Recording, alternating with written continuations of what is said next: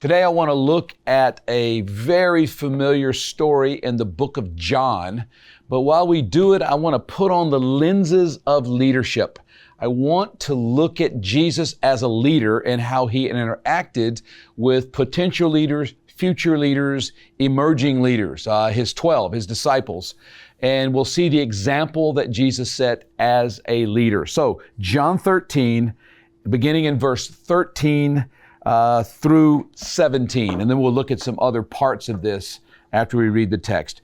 You call me teacher and Lord, and you are right, for so I am. If I then, your teacher and Lord, have washed your feet, you also ought to wash one another's feet. For I have given you an example that you should do as I have done to you. Truly, truly, I say to you, a servant is not greater than his master, nor is a messenger greater than the one who sent him. If you know these things, blessed are you if you do them. Okay, we all know this story. We all know this concept. And what Jesus says to these disciples, Jesus, a leader, to his emerging leaders. In verse 15, he says, I have set you an example that you should do as I have done. He's saying, look, as the leader, I'm the example, so follow this example. But what was the example of? If they looked at the example, what had he done that caused him, prompted him to say, look, what just happened, that's an example for you. It's not just something I'm doing, but you're supposed to do the same. What was that? It starts in verse 3. Jesus, knowing that the Father had given all things into his hands and that he had come from God and was going back to God, rose from supper. He laid aside his outer garments and taking a towel, tied it around his waist. So there are a couple of things going on here. The first example Jesus said is what I would call leaders are servants. Example 1, leaders are servants.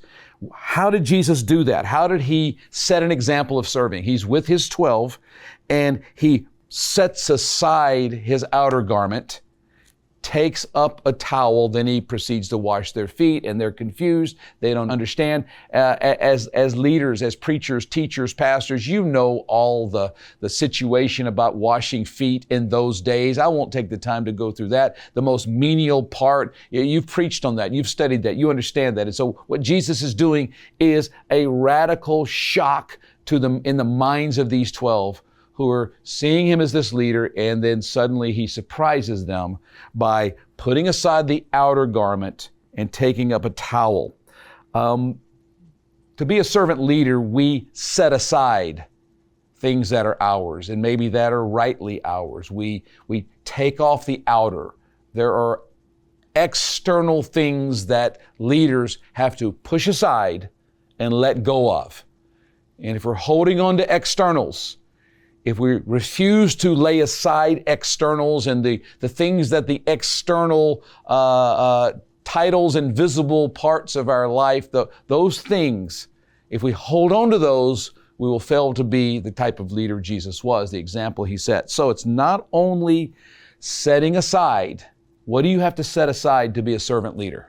What do you have to push away that maybe is culturally acceptable, the outer garment?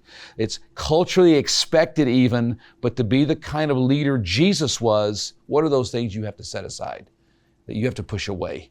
And then not only that, it's taking up a towel.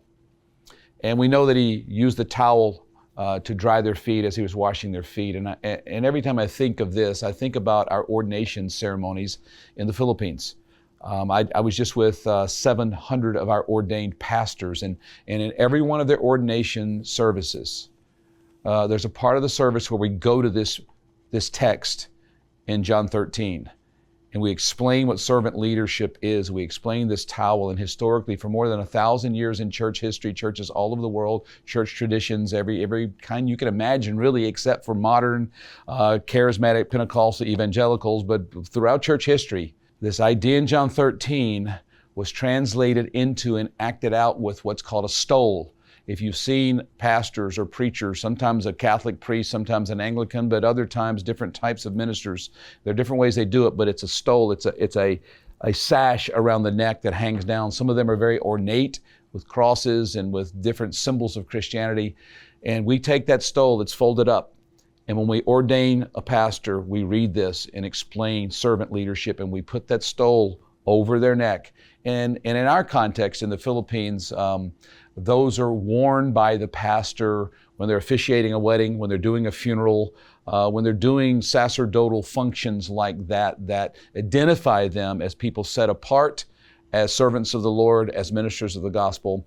And different traditions have different colors. Typically, a bishop is red, sometimes purple, and then other colors symbolize other things. But this is a tradition that's been in church leadership with ordained ministers of the gospel, that they're given a stole and they're worn in certain situations. But it is to be a reminder, and it is a symbol of this act that Jesus did. Put aside the external and take up the towel.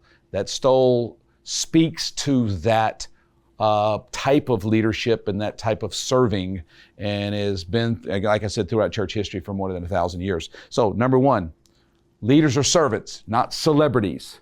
The celebrity mindset is you serve me. The celebrity mindset is I'm a big deal. The servant mindset is the exact opposite of the celebrity mindset. And unfortunately, I think we have more of a pursuit of celebrity today in ministry than we do an act of service. Number two, the example Jesus set. Not only are leaders servants, but this is going to sound maybe odd, leaders are leaders.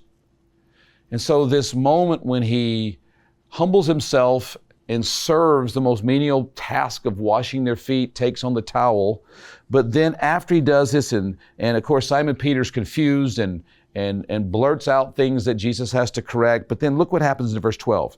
When he had washed their feet, he put on his outer garments and resumed his place.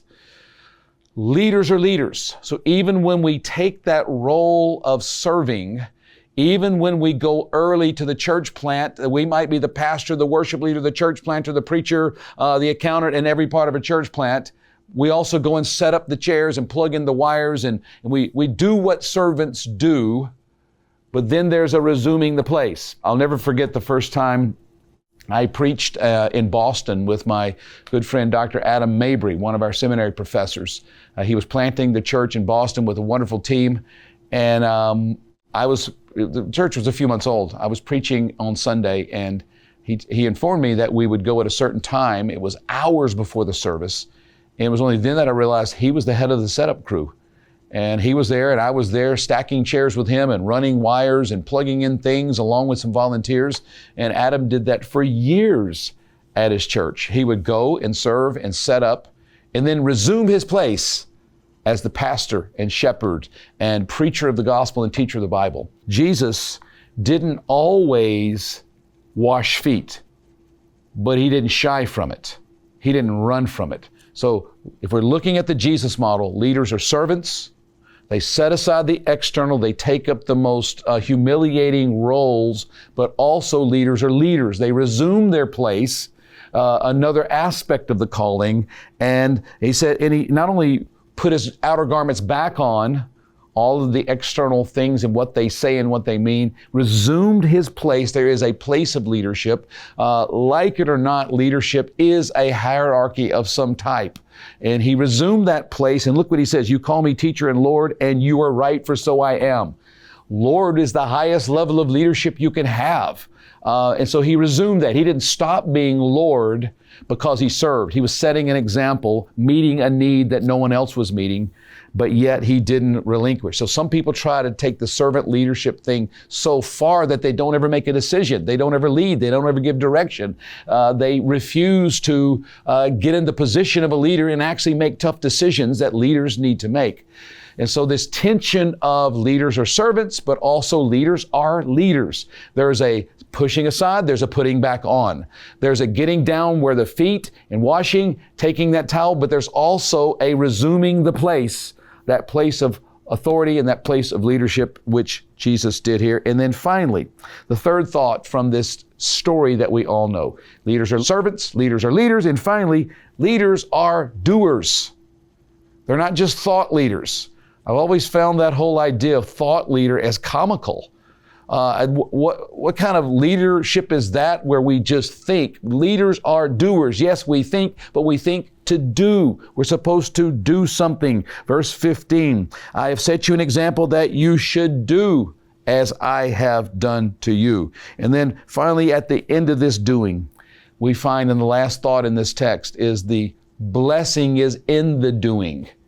As we as leaders realize leaders are servants, leaders are leaders, leaders are doers. Last verse in here, as you think about leadership and follow the example of Jesus, verse 17, if you know these things, blessed are you if you do them. The blessing is in the doing. Leaders do. Leaders are men and women of action. We don't just ponder and think and reflect. We do stuff. So let me encourage you to do the leadership things. And as you do the leadership things, even the menial ones, or when we resume a position of leadership, both of those are doing things, then we will see the blessing, because blessed are you if you do them.